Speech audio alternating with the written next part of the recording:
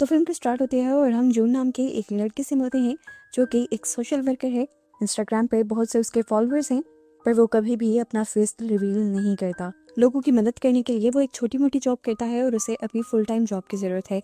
ऐसे ही संग, उसका दोस्त, उसको भी फुल टाइम जॉब की ज़रूरत है और वो एक डिटेक्टिव बनना चाहता है।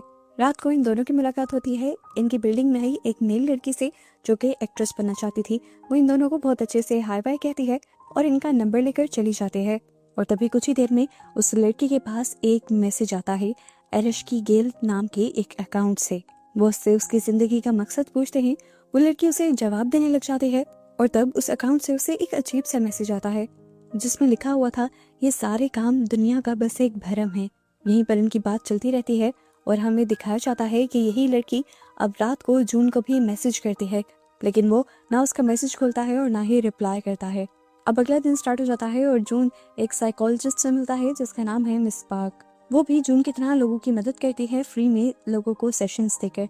कुछ देर वो भी मिस पार्क से बातें करता है और इसके बाद मिस पार्क के स्टॉल की एक पिक्चर लेकर वो अपने इंस्टाग्राम पे लगा देता है ताकि अगर किसी को भी फ्री में मदद चाहिए हो तो वो यहाँ पर आ जाए। अब इसी रात हम देखते हैं कि जब संग जून से मिलने के लिए आता है तो वो देखता है कि उनकी बिल्डिंग के पास कोई था जिसके हाथ में एक कैमरा भी था। साफ लग रहा था कि वो खुफिया तरीके से किसी की पिक्चर्स ले रहा था, लेकिन संग के आते ही वो यहाँ से चला गया। अब संग और जून मिले और जून ने बताया कि रात ही मुझे मेरी नेबर का मैसेज आया था। वो मिलना चाहती थी, मदद चाहती थी, पर मैंने उसे रिप्लाई नहीं किया। संग उसे कहता है तुम्हें रिप्लाई करना चाहिए था। अब ये लोग बात करते हुए बाहर आए ही थे कि इन्हें एक शॉकिंग न्यूज़ ये पता चली कि उस लड़की ने सुसाइड कर ली थी। ये जानकर सबसे ज्यादा दुख जून को होता है क्योंकि अब उसे ये लगने लगा था कि उसकी नेबर की मौत उसकी वजह से हुई है। अगर वो मदद करने के लिए चला जाता तो शायद आज वो जिंदा होती।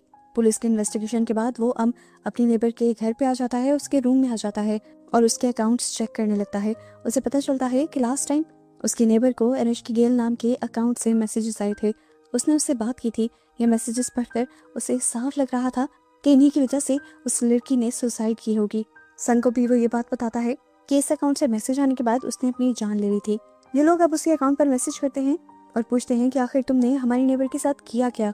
पर रिप्लाई आता है मैंने कुछ नहीं किया, ये सब तो गॉडेस ऑफ डेथ ने किया है जिससे कोई बचकर नहीं जा सकता। इस अकाउंट की ऐसी बातों से इनका शक अब हकीकत में बदलने लगा था। ये लोग इस अकाउंट के बारे में जाकर डिटेक्टिव को बताते भी हैं, लेकिन डिटेक्टिव जवाब में कहते हैं तुम्हारी नेबर ने सुसाइड की है, सारी पोस्टमार्टम रिपोर्ट भी आ चुकी है और इसके पीछे कोई जिम्मेदार नहीं। वो जून और संग की बात समझ ही नहीं रहे थे, इसलिए जून और संग ने फैसला किया कि वो दोनों खुद ही इस लड़की को इंसाफ दिलवाएंगे और यही उसकी मांगी हुई मदद का आखिरी जवाब होगा। अब एरश की गेट के बारे में और जानने के लिए ये लोग एक हैकर के पास जाते हैं जो इस अकाउंट का एड्रेस जानने की कोशिश करती है, पर नाकाम हो जाती है क्योंकि जो भी ये अकाउंट चला रहा था वो वीपीएन का इस्तेमाल करता था। लेकिन हाँ, एक बात का वो पता जरूर चला लेती है कि एरश की गेल जिसको भी मैसेजेस करता है उसके बाद अगले दिन या दूसरे दिन उस इंसान की मौत हो जाती है। यानी वो एक साइको सीरियल किलर था जो डिजिटली बिना सबूत छोड़े लोगों को मार रहा था। इसी दौरान हम देखते हैं कि सामने वाली बिल्डिंग से कोई आदमी छुपके से इनकी पिक्चर्स ले रहा था। ये वही आदमी था जो उस दिन संग से भी टकराया था। इस टाइम जून और संग बहुत ज्यादा कंफ्यूज थे। अगले दिन वो उसी साइकोलॉजिस्ट के पास जाते हैं जिससे वो पहले भी मिले थे। ये लोग यहाँ आकर मिस पार्क से सवाल करते हैं कि क्या कोई इंसान बातें कर करके किसी दूसरे इंसान को ऐसी सिचुएशन तक ला सकता है कि वो अपनी जान ले ले। मिस पार्क कहती हैं हाँ, जिसकी साइकोलॉजी पर अच्छी पकड़ होगी वो ऐसा कर सकता है और हमें ऐसे लोगों से बचकर रहना चाहिए। ये बातें जानकर वो लोग भी डर जाते हैं और अब अपने एक यूट्यूबर दोस्त के पास जाते हैं। वो उसे सारी बात बताते हैं कि इस तरह एरश के गिल के अकाउंट से जिसको मैसेज आता है वो अपनी जान ले लेता है। वो कहता है कि प्लीज इसके बारे में एक ब्रॉडकास्ट करो ताकि ज्यादा से ज्यादा लोगों की जान बचाई जा सके। अब ये लोग ये सब करके निकले ही थे कि इन्हें नूरी का मैसेज आया, उसी हैकर का जो उसे अपने ऑफिस बुला रही थी। वो बताते हैं कि एरश की गेल था, उसे भी मैसेज आया था, पता नहीं कैसे, पर एरश की गेल को ये पता चल गया था कि ये लोग उसके बारे में पता चलाने की कोशिश कर रहे हैं। और अब एरश की गेल ने उससे पूछा था कि तुम्हारी लाइफ का मकसद क्या है। इन सारी बातों के बाद नूरी बताती है कि मुझे साफ पता है कि इस टाइम कोई ना कोई हम पर नजर रखे हुए है। नूरी की बातों के बाद ये और ज्यादा परेशान हो जाते हैं, अपने लिए भी और नूरी के लिए भी, क्योंकि नूरी एक लड़की थी। खैर, ये लोग जब बाहर जाते हैं तो देखते हैं कि सामने वाली बिल्डिंग के ऊपर एक लड़का अभी भी इनकी तस्वीरें ले रहा था। इस लड़के को इन्होंने कई मर्तबा देख लिया था और एक मर्तबा तो रंगे हाथों पकड़ने की कोशिश भी की थी, लेकिन तब वो लड़का इनके हाथ से निकल गया था। अब ये लोग जल्दी से नूरी को कॉल करते हैं और बताते हैं कि वो लड़का तुम्हारी बिल्डिंग के ऊपर है। नूरी जल्दी से बिल्डिंग के ऊपर जाकर उस आदमी को पकड़ लेती है, जिसके बाद ये उसे पकड़कर अपने घर पर लेकर आते हैं। एक दो मर्तबा थप्पड़ मारने के बाद वो लड़का सब उगल देता है कि मैं जो कुछ भी कर रहा हूँ वो अरेश की गिल के लिए कर रहा हूँ। मैं उसे पर्सनली नहीं जानता, लेकिन एक दिन मुझे उसका मैसेज आया था। वो मेरे बारे में वो कुछ भी जानती है जो मैंने अपने आप से भी छुपा कर रखा, और इन्हीं सब चीज़ों की वजह से वो मुझे ब्लैकमेल करके मेरे से सारे काम करवा रही है।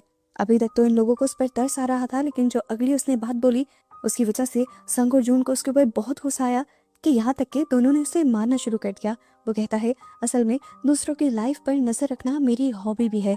बस यही वो बात थी। उसके बाद जब ये दोनों उसे मारने की कोशिश करते हैं तो नूरी उन्हें रोक देती है।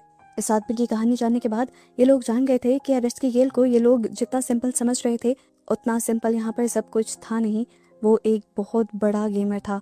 इससे पहले कि ये लोग और इन्वेस्टिगेशन कर पा गई, अगली सुबह इन्हें डिटेक्टिव की कॉल आती है, जिसमें इन सब के लिए एक खुशखबरी थी। डिटेक्टिव बताते हैं कि तुम्हारे अलावा भी हमें कई लोगों ने अरेश की गिल की कंप्लेन की। हमने फौरन इन्वेस्टिगेशन शुरू कर दी और जब हमें उसके घर का पता चला तो हम उसके घर उसे पकड़ने के लिए गए, लेकिन उससे पहले कि हम उसे पकड़ पाते हमने देखा कि वो पहले से ही सुसाइड कर चुका था।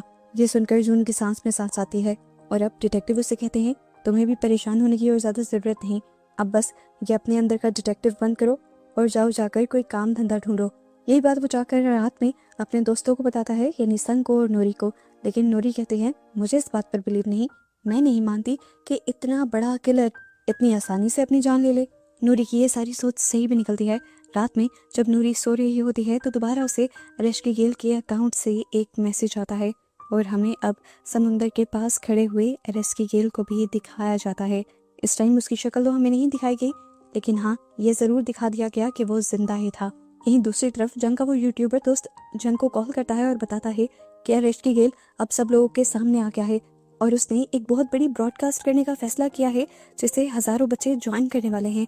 ये बात सुनकर जून और संग को पता चल गया था कि अब अरेश की गेल एक ही साथ कई हजार बच्चों को अपना निशाना बनाने वाला है।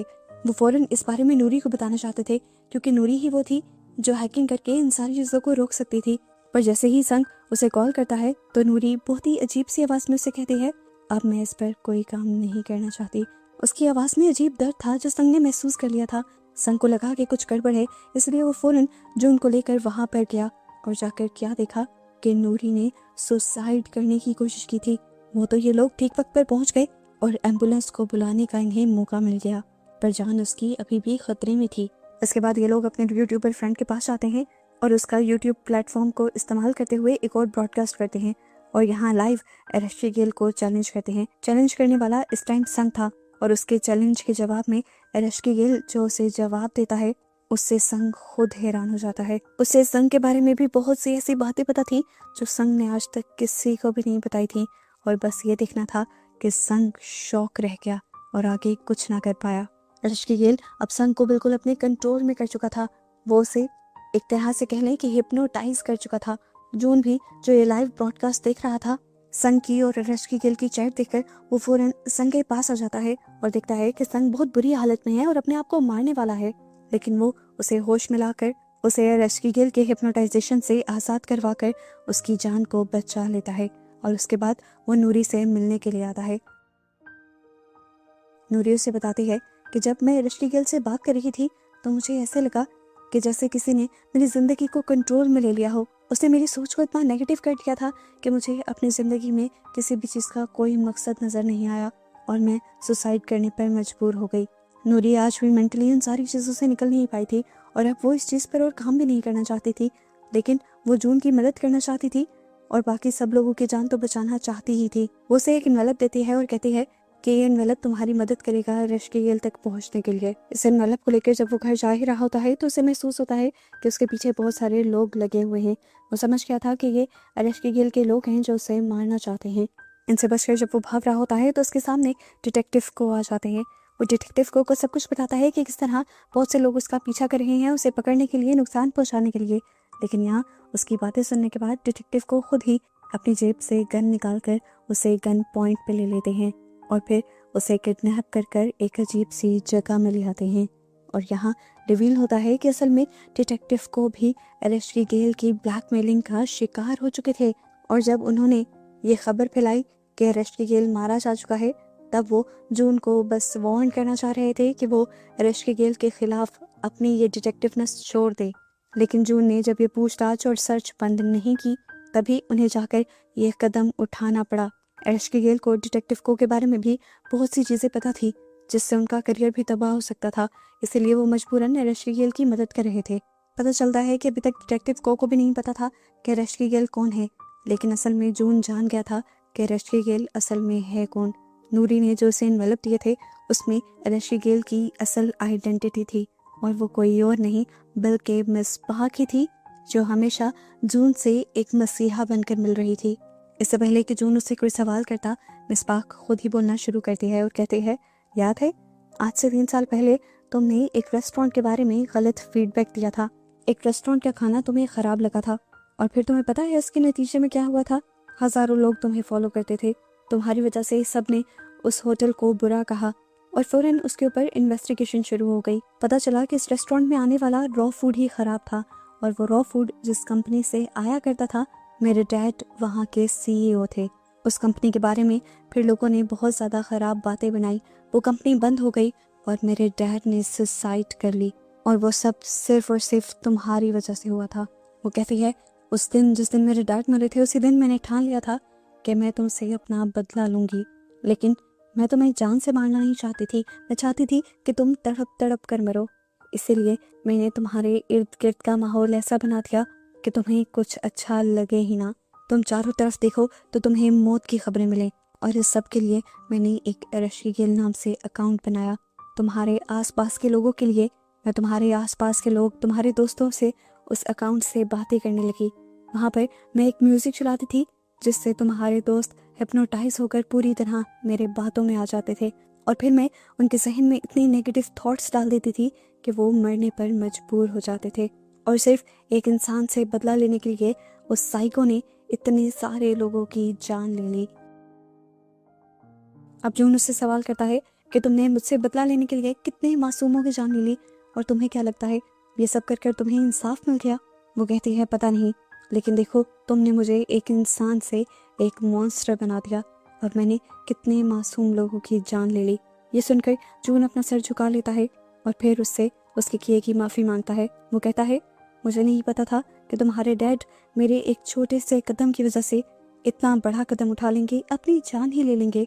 अगर मुझे पता होता तो मैं ऐसा कभी ना करता। मैंने तो जो किया था वो सभी लोगों की भलाई सोचकर किया था। मुझे लगा था कि कंपनी अपना म्यार ठीक कर लेगी और सब कुछ ठीक हो जाएगा, पर यहाँ तो सब उलट हो गया। जून उससे कहता है, अब तो जो हो गया सो हो गया, तो मुझे मार दो और ये सब कुछ खत्म कर दो। पर मिसबाह कहती है, अभी नहीं। वो यहाँ पर किसी को मैसेज करती है और जून को बताती है कि अब तुम्हारे दोस्त संग की भी जान खतरे में है। दूसरी तरफ दिखाया जाता है कि संग को मारने के लिए बहुत सारे लोग वहाँ पहुँच जाते हैं। वो संग को मार मार कर जख्मी भी कर देते हैं, लेकिन इससे पहले कि वो उसकी जान ले लेते, नूरी यहाँ पर आकर उसकी जान बचा लेती है। और यहाँ हमें पता चलता है कि वो एक हैकर होने के साथ साथ बहुत अच्छी फाइटर भी थी। जबकि दूसरी तरफ एरेस्टी गेल यानी मिसबाह दोबारा से एक ब्रॉडकास्ट करने वाली थी जिसके जरिए वो अभी भी बहुत से लोगों को मारने का प्लान कर रही थी।